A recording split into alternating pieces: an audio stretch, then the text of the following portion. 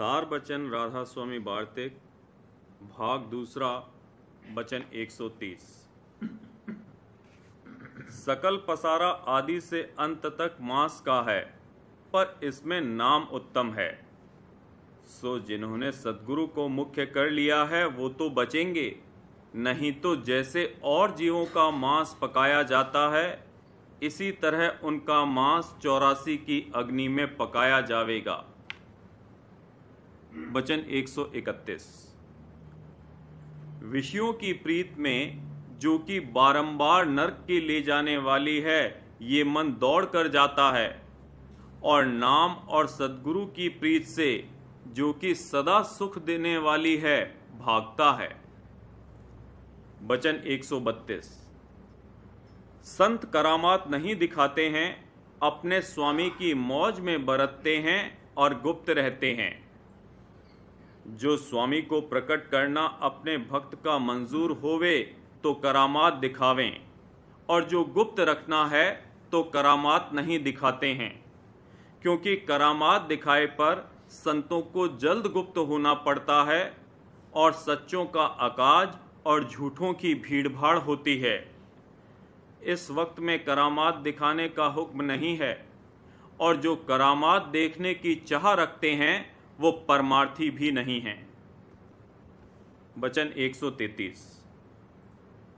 हिंदू और मुसलमान दोनों में जो अंधे हैं उनके वास्ते तीर्थ व्रत मंदिर और मस्जिदों की पूजा है, और जिनको आंख है उनके वास्ते वक्त के सद्गुरु की पूजा है। हर एक के वास्ते ये बात नहीं है, सिर्फ सत्संगी को और जिनको आंख है उन्हीं को सद्गुरु की कदर होगी। दृष्टांत, एक शख्स है कि वो लुकमान हकीम की तारीफ करता है और वक्त के हकीम की निंदा करता है। इससे मालूम होता है कि उसको बीमारी और दर्द नहीं है। अगर दर्द होता तो वक्त के हकीम की तारीफ करता, क्योंकि लुकमान चाहे बहुत अच्छा हकीम था, पर अब कोई बीमार चाहे कि उसके नाम से रोग खोवे तो कभी नहीं दूर हो सकता है।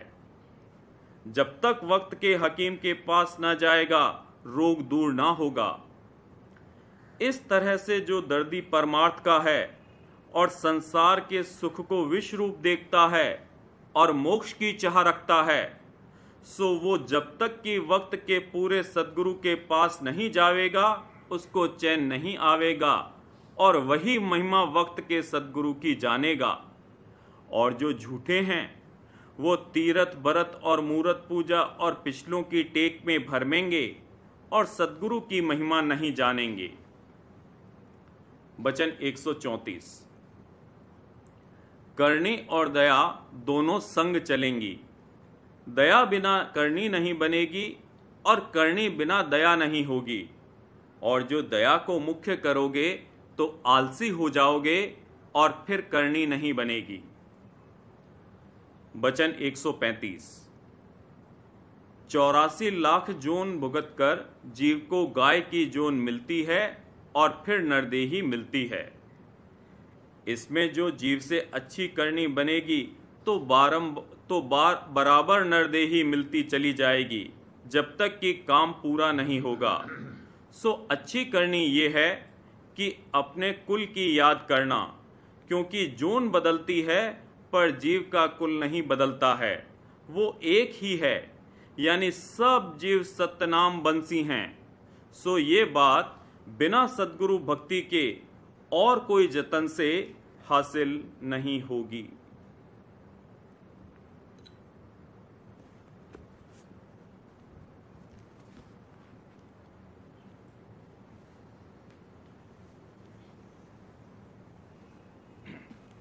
वचन बाबूजी महाराज, पहला भाग, वचन 111, इलाहाबाद, 22 अक्टूबर 1932। राधा स्वामी मत की बुनियाद प्रतीत है। प्रतीत के बगैर प्रीत नहीं आ सकती और बिना प्रीत कोई कार्रवाई नहीं बन सकती। प्रतीत का इन्हिसार आस और उम्मीद पर है। जो आस कायम करता है उसके पूरे होने की जहां से उम्मीद होती है वहीं प्रतीत आती है। कहा गया है कि राधा स्वामी मत की बुनियाद प्रतीत है और प्रतीत के बगैर प्रीत नहीं आती और बिना प्रीत कोई कार्रवाई बन नहीं सकती। प्रतीत का इन्हिसार है आस व उम्मीद पर। जो उम्मीद कोई कायम करता है उसके पूर्ण होने की जहां से उम्मीद होती है उसी में उसकी प्रतीत होती है। माया काल देश में जीव जो आशा कायम करता है वो मन रूपी आपा धारण करने पर अपने किसी न किसी मतलब के सिद्ध करने के लिए करता है। वो सब मन की आर्जी आस है, सुर्त की आस नहीं है। सुर्त मालिक की अंश है, उसकी यही स्वयं आस है कि मालिक के चरणों में प्रेमरत रहे। ये आस हमेशा से कुदरती है, वो यहां नई नहीं पैदा हो गई है। किसी कारण सुर्त को यहां आना पड़ा है और मन रूपी आपा धारण करने से उस पर खोल दर खोल चढ़ते गए हैं। उनके हायल हो जाने की वजह से अंतर में वियोग की हालत में उसको बेकली और घबराहट है। उन खोलों के उतार देने पर वो मालिक के चरणों में समा जावेगी। वो खुद हर्ष रूप प्रेम रूप मालिक की अंश है।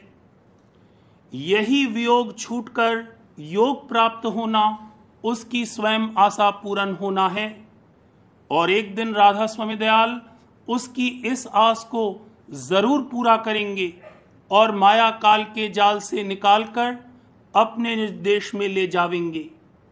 वो समर्थ हैं, दाना हैं, सब कुछ कर सकते हैं, करते हैं और दानाई से करते हैं। वो लोग नादान हैं जो मालिक की समर्थता के लिहाज से ये कहते हैं कि हम तब जाने कि जब मालिक हमको करोड़ रुपया दे दे। क्या मालिक दिवालिया और कंगाल है जो उनको इस तरह रुपया देकर अपनी साख कायम करे? या कोई कहता है कि हम बीमार हैं, हमें अच्छा कर दे? मालिक तो सेहत का भंडार है, सारी रचना उसी की सत्यता से कायम है। क्या वो उस बीमार को अच्छा करके अपनी सत्यता का इजहार करे? भक्त जनों की आशाएं वो मुनासिब तौर पर पूरी भी करता है। अगर उनको आशाएं बिल्कुल न हो तो वो शरीर ही कैसे धारण करें और शेष कर्म काटने का जो मतलब है कैसे हल हो? इसमें भेद ये है कि काल और माया आर्जी आशाओं में फंसाकर जीव को अपने काबू से बाहर नहीं निकलने देते, लेकिन भक्त जनों की आशाएं इस तरीके से पूरी की जाती हैं कि कर्म फल न चढ़े। किसी को बैंगन बायरे, किसी को बैंगन पथ्य। जब दृढ़ विश्वास ये होगा कि मालिक सर्व समर्थ है, बिना उसकी मदद के कुछ नहीं हो सकता, अगर तकलीफों का पहाड़ आ जावे तो वो मुझे उससे बचा सकता है, तब दीनता आवेगी। सब तरफ से निराश होना और मालिक का आसरा लेना ही दीनता है। सिर्फ मालिक की दया का उम्मीदवार रहना इस्लाम है और दूसरे दुनियावी जरियों पर एतमाद करना कुफ्र है। और जब ये दीन अधीन होकर शरणागत होगा तब दया से गुरु प्रेम दान की बख्शिश फरमावेंगे। जितने दर्जे में ये शरण लेगा उतना ही कर्म का बार हल्का होकर प्रेम जागेगा। प्रेम जागने पर काल कर्म कुछ नहीं कर सकते, सब कलह क्लेश आसानी से कट जावेगा। प्रेम हल्ले कुल्ल है। सूरत सोई हुई नीचे उतरी, उसको जगाने के लिए हिलाने की जरूरत होगी। और जैसे जितनी गहरी नींद में कोई सोया हुआ होता है उतनी ही जोर से उसको जगाने को हिलाते हैं, वैसे ही सुर्त जितनी नीचे उतरेगी उतनी ही ज्यादा हलचल की जरूरत होगी, तब होश में आवेगी। पिंड ब्रह्मांड में बाधाएं आवेंगी और माया काल के झकोले सहने पड़ेंगे, लेकिन जिसको राधा स्वामी दयाल ने अपनी शरण में लिया है वो उन झकोलों में बिल्कुल बह जाए, ये नहीं हो सकता। ज्यों ज्यों ये अपने अवगुणों पर नजर डालेगा और अपनी बेबसी व लाचारी का ख्याल करेगा, मालिक के चरणों में विश्वास बढ़ता जाएगा।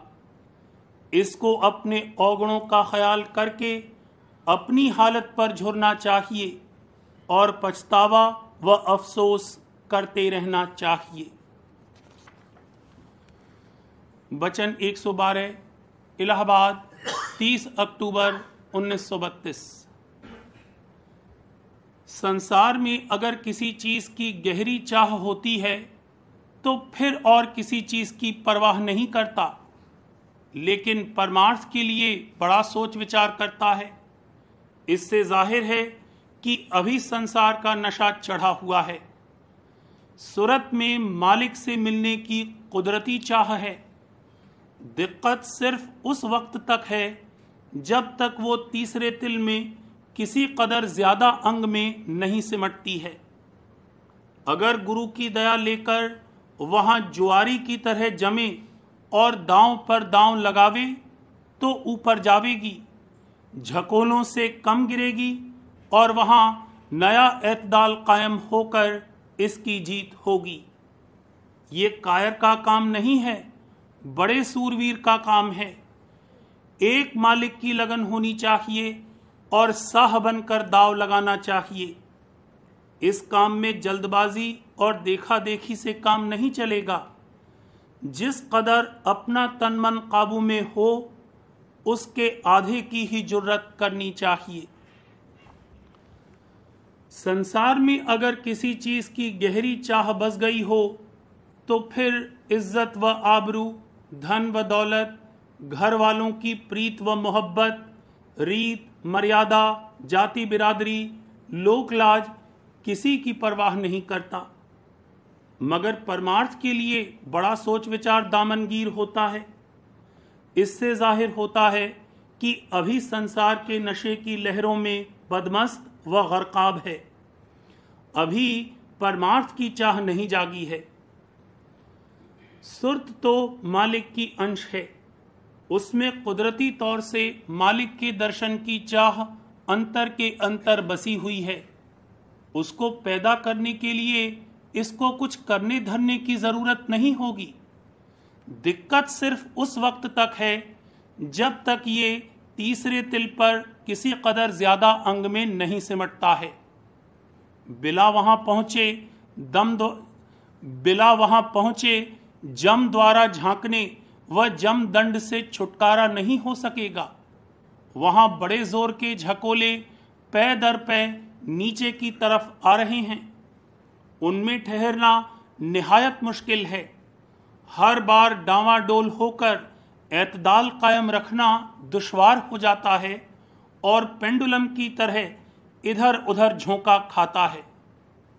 लेकिन अगर गुरु की दया का भरोसा रखकर वहां जुआरी की तरह जमेगा, दांव लगावेगा, तो फिर हर झोंके में ऊपर ज्यादा जावेगा और नीचे कम गिरेगा। होते होते नया एतदाल कायम होकर इसकी जीत हो जावेगी और ये उस मुकाम को फतह कर लेगा। संसार में ही जिसको जुआ खेलने का शौक हो जाता है तो वो धन संपत्ति सब दांव पर लगा देता है, बल्कि सब कुछ हार कर अपने जिस्म को भी दांव पर लगाने को तैयार रहता है। उसको फिर इसकी परवाह नहीं रहती कि मेरी क्या हालत है।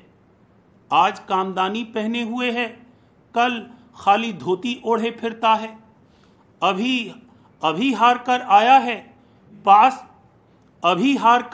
है, पास पल्ले टका नहीं है। लेकिन कहीं कोई खिलाड़ी नजर पड़ा तो जूते ही को चिटपट करके जुआ खेलने को तैयार है। जुआरी की तरह जब अपनी कुल शक्तियां दांव पर लगावेगा, धन दौलत हर्षमत राजपाट सब कुछ हार जावेगा, तब ऊपर का राज मिलेगा। यानी इसने जो कुछ यहां खोया है वो सब और उससे कहीं ज्यादा मिल जावेगा।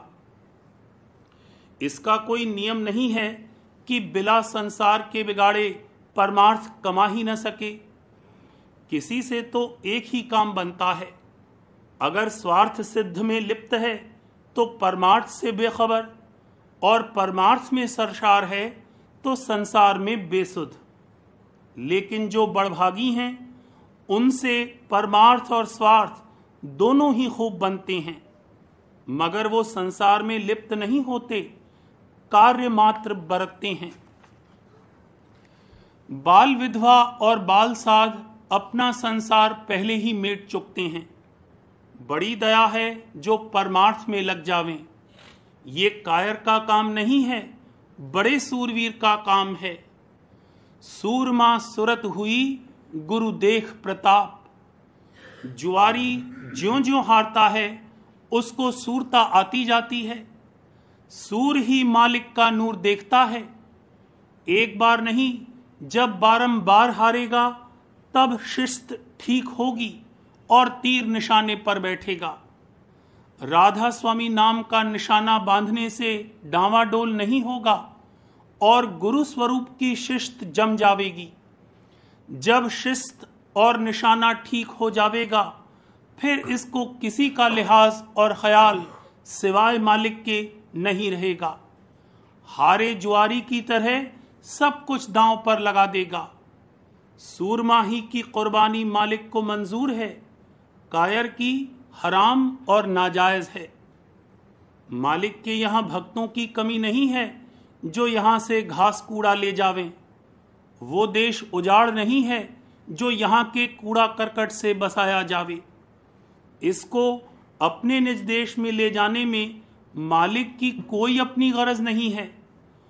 उसने जीवों को महादुखी देखकर अति दया फरमाकर चेताया है और उपदेश के समय से ही इसका नाता गौण अंग से सत्य देश से जोड़ देता है।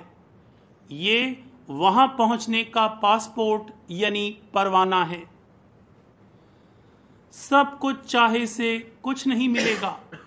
एक मालिक की लगन होनी चाहिए और फक्कड़ बनकर जुआ नहीं खेलना चाहिए, साह बनकर खेलना चाहिए।